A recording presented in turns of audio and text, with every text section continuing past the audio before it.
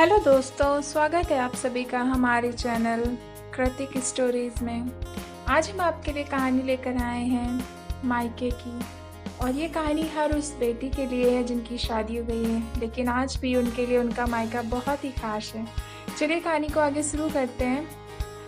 पीहर केवल बेटी का होता है, बेटे का भले वो घर कहलाए, लेकिन मायके से जुड़ाव केवल बेटी के हिस्से में आता है, क्योंकि मायका होता ही बेटी का है।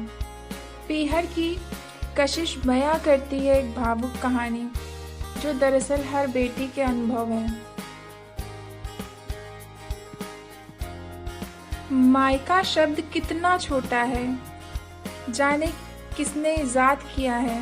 शब्द छोटा जरूर है, लेकिन इसके मायने बहुत बड़े हैं। वास्तव में एक लड़की स्वयं भी मायके के मायने तब तक नहीं जान पाती जब तक उसका विवाह नहीं हो जाता, यानी कि जब तक वो पराई नहीं हो जाती। और पराई होने की यह पीर ही उसे कभी माँ बाप से पराया नहीं होने देती। मायका तो लड़की के दिल का एक टुकड़ा होता है, जो कभी उसने अलग नहीं हो सकता, जो कभी उससे अलग नहीं हो सकता। पीहर का द्वार, पीहर की हवा, पीहर की खुशबू उसके अस्तित्व का एक हिस्सा होती है। वह आंगन जहाँ खेली कूदी और बड़ी हुई, वह आंगन जहाँ से वह विदा हुई, उस आंगन में उसकी आत्मा बसती है। पिता की लाडली और माँ की सहेली, भाई की दोस्त और छोटी बहन की माँ। कितने रिश्ते होते हैं मायके के।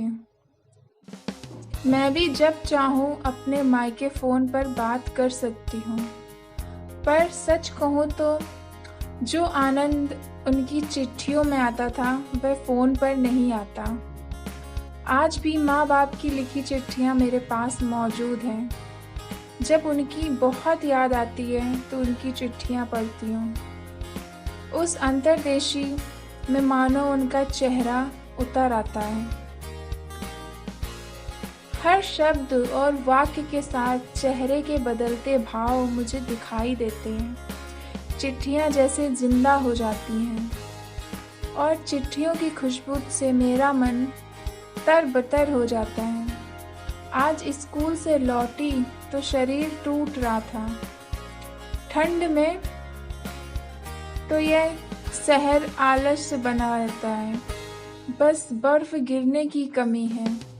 इतनी गलन है कि हाथ महसूस ही नहीं हो रहा। घर के भीतर आकर पता चला कि कोई पार्सल आया है इंडियन पोस्टल से। मैं अंदाजा नहीं लगा पाई कि कहाँ से आया होगा। बहुत थकी थी, इसलिए सीधे आराम करने चली गई।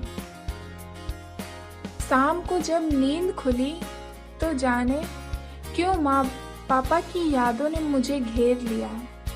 मुझे लगा कि बिन बादल बरसात कैसे हो रही है। इस ठंड ने निकम्मा बना दिया था।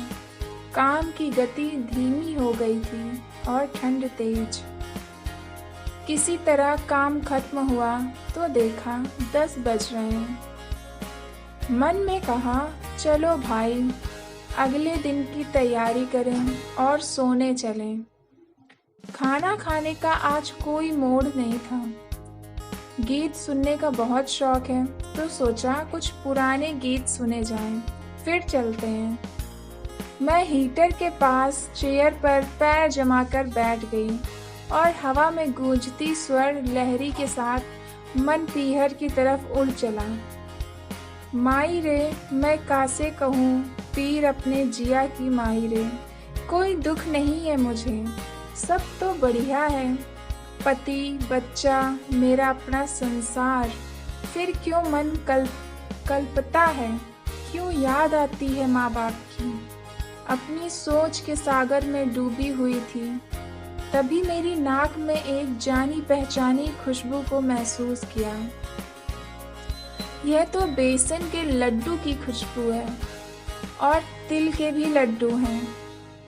मन में एक लहर सी उठी और मैं समझ गई कि वह पार्सल जो दोपहर में आया था उसमें क्या था और वह कहाँ से आया था? फिर क्या था, किसी चपल बालिका की तरह मैंने उस पार्सल को बिना एक पल भी गंवाए खोला तो मेरी खुशी का ठिकाना नहीं रहा। गत्ते के डिब्बे के अंदर प्लास्टिक के 4 डिब्बे थे। उन डब्बों में सलोनी, खुरमी, बेसन के लड्डू और तिल के लड्डू भरे हुए थे। मेरा मन अंदर तक भीग गया। पिछले 2 सालों से माँ बाप से नहीं मिल पाई। 1 साल व्यस्तता में कट गया और दूसरा ये कोरोना ले उड़ा। मेरी आंखें भर भर आ रही थीं। भरी आंखों से मैंने एक लड्डू को जैसे ही मुंह में रखा तो ऐसा लगा मानो माँ ने मुझे अपने अंग में समेट लिया हो। सलोनी का टुकड़ा मुंह में रखा तो ऐसा लगा कि जैसे मानो पापा के गले लग गई हूँ। क्या कोई मानेगा कि मैं रोते हुए मिठाइयाँ खा रही थी? मन जाने कितनी यादों से घिर गया। वह सारे पल याद आ गए जब घर में मिठाइयाँ बनती थीं, होली, दीपावली, राखी। मम्मी पकवान और मिठाइयाँ बनाकर राशन की अलमारी में रख ताला लगा दिया करती थी। हम भाई बहन चोरी चुपके खुरमी, सलोनी, गुजिया और कुकीज पर हाथ साफ किया करते थे। मम्मी सब जानती थी लेकिन फिर भी अनजान बनी रहती थी।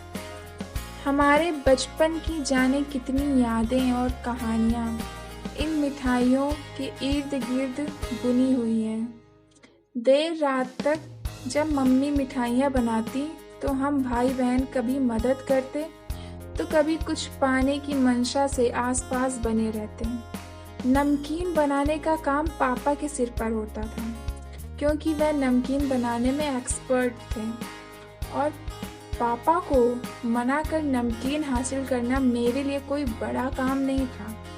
मेरे भाई बहन अक्सर मुझे चिढ़ाते थे कि तुम पापा की चम्मच हो, चमचागिरी करती हो। मैं उनकी बात सुनकर इतराती। आज घर से आई मिठाइयों ने मुझे फिर अपने बचपन की ओर धकेल दिया। इन मिठाइयों ने न केवल मेरी जिह्वा पर बल्कि मेरे मन में मिठास घोल दी। अभी तक तो मैंने खाना भी नहीं खा रही थी और जाने कैसे मुझे इतनी भूख लग गई। भावुक होकर मैंने घर पर फोन लगाया पर यह सोचकर कि सब सो गए होंगे, बेल जाती ही मैंने फोन काट दिया। दूसरे ही मिनट प्रत्युत्तर में फोन की घंटी बजी। मम्मी का फोन था। मैंने जैसे ही फोन उठाया तो उधर से पहला वाक्य था, क्यों मिठाई खा रही हो ना? मैं समझ गई थी कि तुम ही होगी। फिर आगे मम्मी जाने क्या क्या कहती रही, कैसी हो, सब कैसा चल रहा है, घर में पति और बच्चे कैसे हैं। पर मैं तो जैसे किसी और ही दुनिया में थी। मैं अपने मायके के आंगन में ही खड़ी थी, बाहें पसारे, माँ के अंग में समा जाना चाहती थी। आंखों से आंसू गिर रहे थे और मन तृप्त था। बात केवल मिठाई की नहीं थी, मन के तारों की थी जो मायके के साथ जुड़े हुए थे, माँ और पापा के साथ जुड़े हुए थे और मैंने मन के तार झंकृत हो चुके थे। ये जायके से तृप्त मन मायके की बदौलत संभव है। तो ये आज की स्टोरी इस तरह की थी। आप लोग भी ज़रूर बताइएगा कि आपको कहानी कैसी लगी और स्पेशली लड़कियां जिनकी शादी हो गई है वो अपने ससुराल में और उन्हें भी अपने मायके की याद ज़रूर आ रही होगी। कहानी अच्छी लगी तो प्लीज़ लाइक और शेयर कीजिए और चैनल को सब्सक्राइब करना मत भूलिए। धन्यवाद।